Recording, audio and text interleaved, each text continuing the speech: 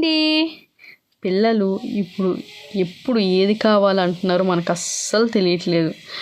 నేనైతే evening snack dosa chutney అయితే ready చేసి పెట్టాను. ఎందుకంటే స్కూల్ నుంచి వస్తాడు కదా, ఆకలితో తింటాడని. ఇంటికి వచ్చిన తర్వాత రెడీ చేసిన తర్వాత నాకు దోశ చట్నీ వద్దు, నాకు ఎగ్ దోశ కావాలన్నాడు. ఏం చేస్తాం, మరి ఎగ్ దోశ అదే చేశాను. ఇదనే కాదండి, వాళ్ళు ఎప్పుడు ఏది అడుగుతున్నారో కూడా తెలియట్లేదు. పలానా టైం ఉండదు, డేట్ ఉండదు, అలాగ అడుగుతున్నారు. ఈ లోపు నా ఎగ్ దోశ మాడిపోతుంది. రండి మీకు ప్రాసెస్ చూపించేస్తాను. నా దగ్గర అయితే దోశ బ్యాటర్ ఉంది. సో నేను ఈ విధంగా దోశ అయితే వేసేసుకున్నాను. కానీ దోశ మీకు రౌండ్ షేప్లో పలచగా రావాలంటే గరిటెని తేలిగ్గా పెట్టి రౌండ్ తిప్పుతూ ఉండండి. అప్పుడు మీకు రౌండ్గా వస్తుంది దోశ అనేది, పలచగా కూడా వస్తుంది. దానిపైన ఎగ్ వేసి ఎగ్గును కూడా రౌండ్ షేప్లోని బాగా స్ప్రెడ్ చేసుకున్నాను. తర్వాత కొద్దిగా ఉప్పు కారం వేసి 2 పక్కల ఆయిల్ వేసుకొని కాల్చుకుంటే ఎగ్ దోశ అనేది రెడీ అయిపోద్దండి.